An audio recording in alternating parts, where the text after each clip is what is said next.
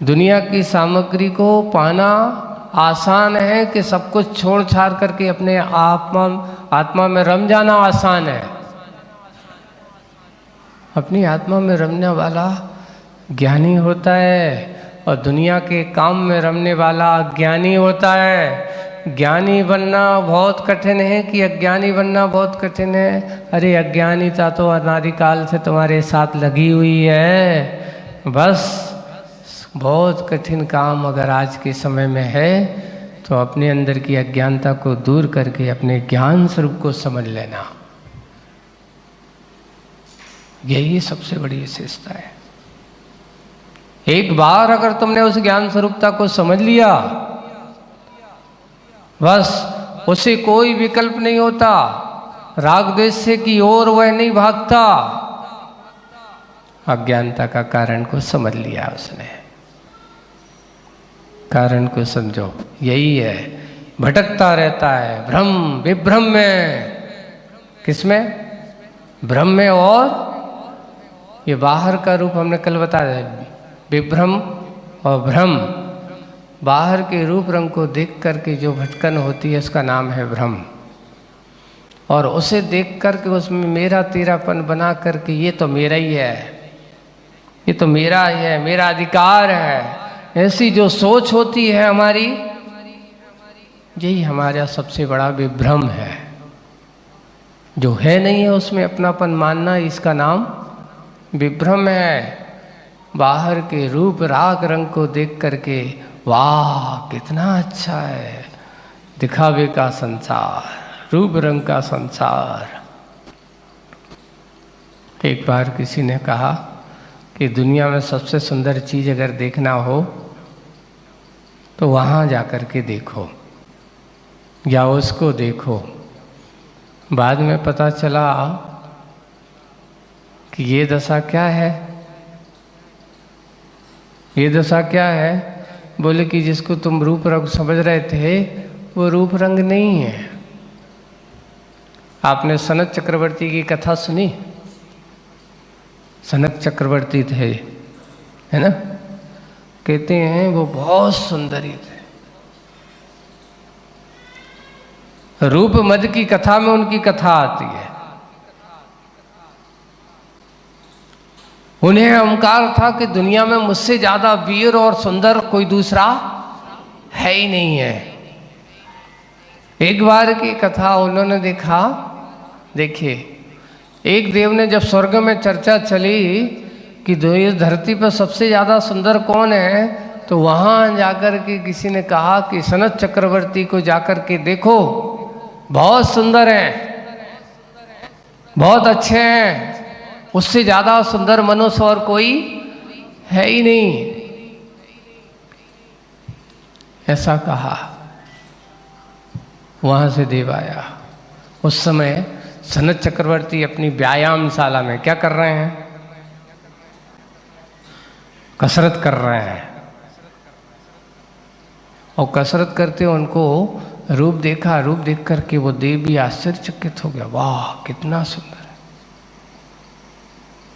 ऐसे ही जब वो वहाँ आया, उनसे मिला और मिल करके उनसे कहा, और जैसे इससे बात में बोले कि जैसा सुना था वैसा ही है।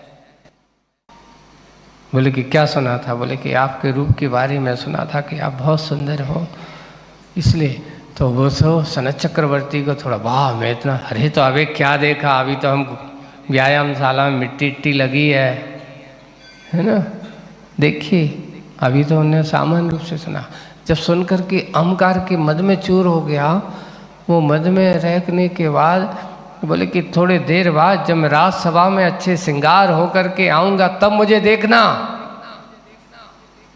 अभी तो क्या है, अच्छे वस्त्राभूषण से हार मुकुट पहन करके जब आऊँगा तब सुंदरता देखना मेरी, कि मैं कितना सुंदर हूँ।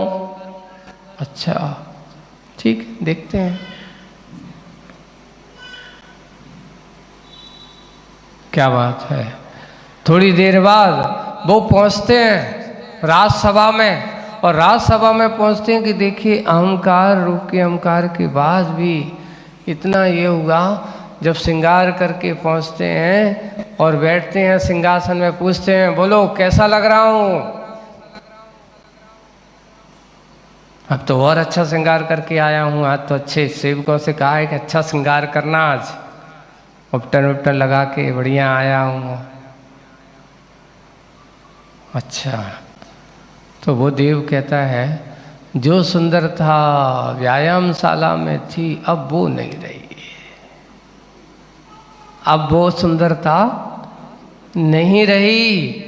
कैसे बोलते हो? बोले कि हाँ बात यथार्थता है, क्योंकि यव जहाँ मद भाव आ जाए, अहंकार आ जाए, वहाँ पर सुंदरता टिक ही नहीं सकती राजन। और उनसे कहा कि आप जिस शरीर का अहंकार कर रहे हो, अब वो अहंकार वाला शरीर वो शरीर नहीं रहा, अब तो ना जाने रोगों का घर बन गया है। देखते ही देखते कुछ समय बाद उनका वो शरीर जो बहुत सुंदर था, रूपवान था, और उस शरीर पर कोढ़ हो गया।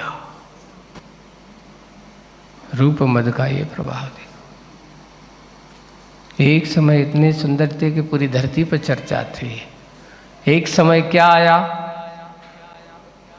कोढ़ हो जाता। ओह, सनत चक्रवर्ती को वैराग हो जाता है, मुनि बन जाते हैं। धिक्कार है ये शरीर ऐसा जिसको मैं इतना रूप मत करते।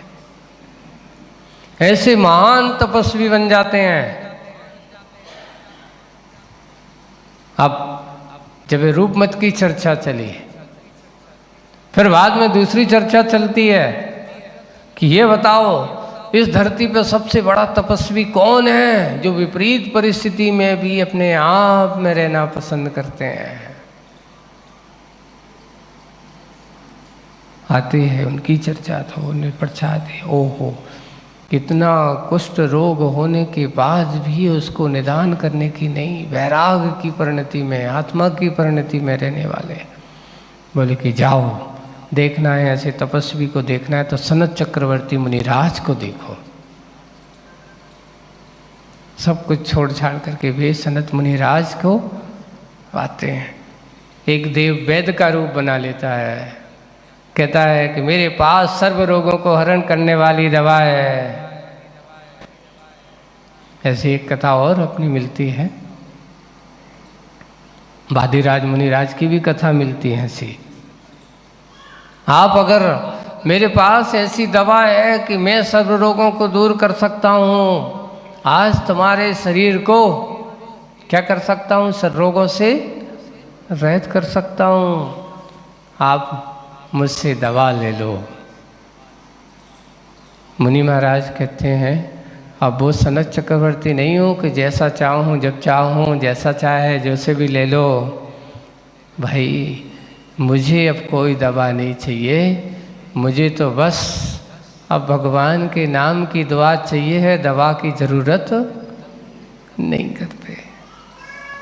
आचार्य जी ने मूक माटी में इस प्रसंग को बहुत अच्छे से लिया है और उन्होंने लिखा है जब दवा काम नहीं करती तो दुआ काम करती है।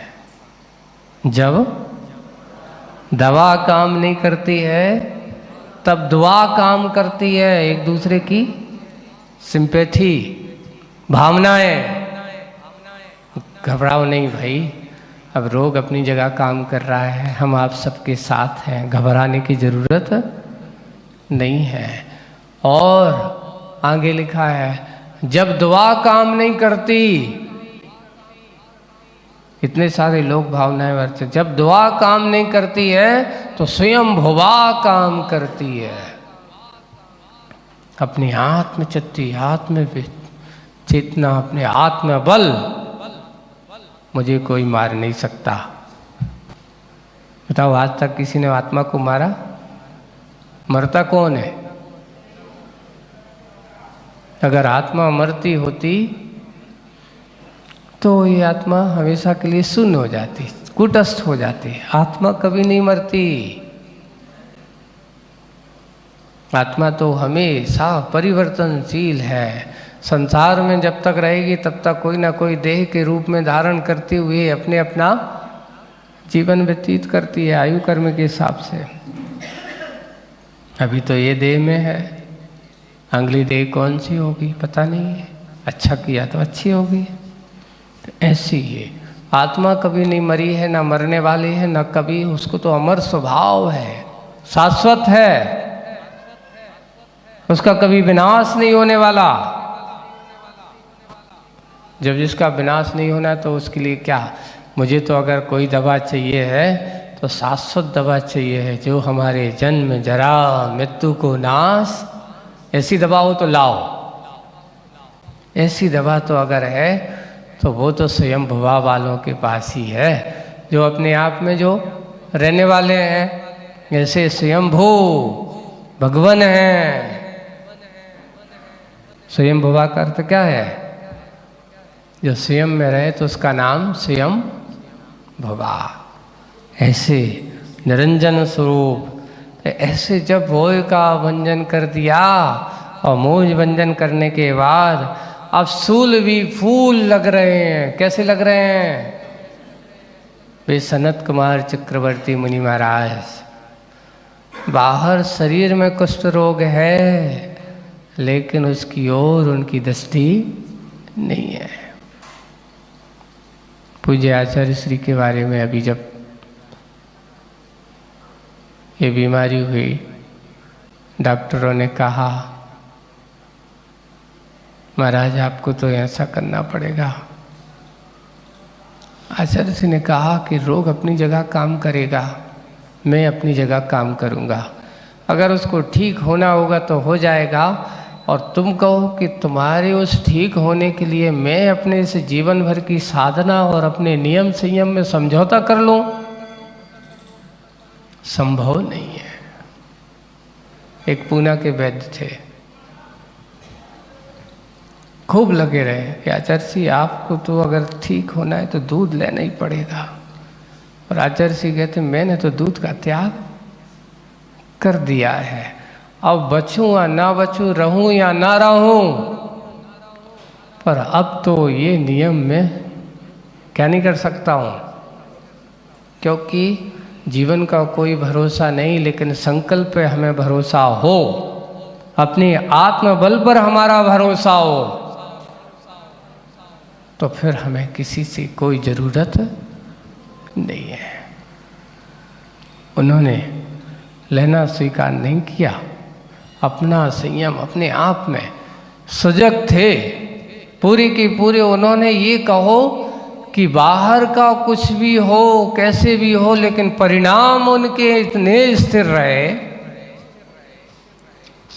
उन्होंने किसी को भी, किसी से कोई संबंध नहीं है, मेरा कोई रिश्ता नहीं है, मैंने सब कुछ अपना क्या कर दिया है, त्याग कर दिया है, मेरा तो बस सिर्फ अब अपने आप से रिश्ता है, कोई मेरे पास ना आए, आने की चेष्टा ना करे, मुझे अब किसी से, मैं किसी का गुरु नहीं हूँ, मैं किसी का प्रभु नहीं हूँ, मैं तो अपने आप के रब में रहने वाला हूँ और रहना है।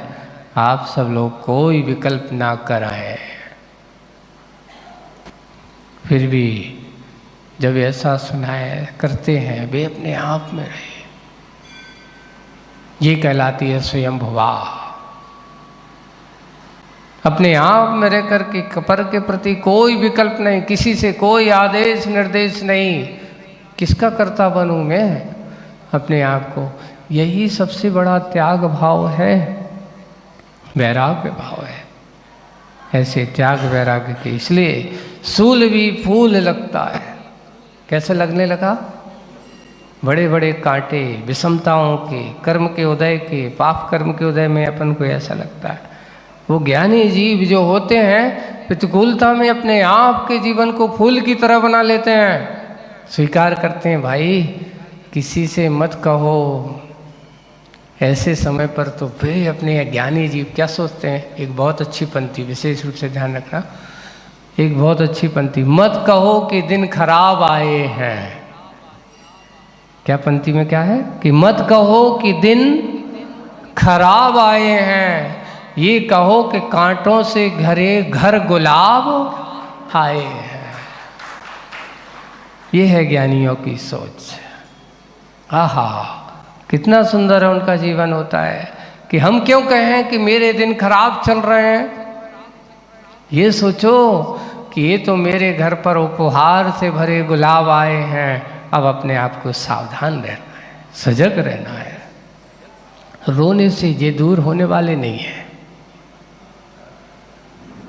तुम कहो कि रोने से ये कम होने वाले हैं, वो भी संभव नहीं है।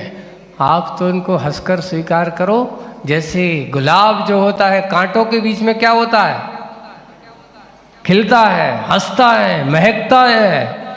कभी कांटों से डर कर उसने अपनी महक को कम की नहीं की। ये होता है ज्ञानियों का स्वभाव। कितने भी कांटे बड़े क्यों ना हो जाएं, गुलाब तो कहता मैं तो महकूंगा, खिलूंगा, तुम्हारे इनसे डरने वाला नहीं हूं। ऐसा ही सोचना ही कि कांटों से घिरे घर गुलाब आए हैं। ये है ज्ञानियों का जीवन। अज्ञानी तो उनमें देखते ही साट डरता, अब क्या होगा, अब क्या होगा, रोना धोना चालू करता। पर ज्ञानी अपने आप में और मुखरित होता है। जितनी जितनी प्रतिकूलता आती है, जितना संकट सामने आता है, उतना उतना अपने आप को और प्रखर बनाता चला जाता है। ऐसा है ज्ञानी का जीवन। वही है, सूल भी फूल रहा, सुगंध महका है। कैसा महका? सुगंध से महका, और अच्छी गंध महकाता हुआ। निराग निरंजन में, किस में महक है, किसकी महक?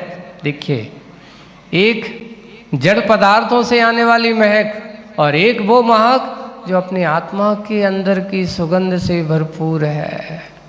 उसकी आनंद, उसका रस जिसको आने लगे, समझ लेना वही रस उसके आनंद का कारण है। इसलिए उसको कहा, दुनिया के आनंद में सबसे बड़ा आनंद कौन सा है बताओ?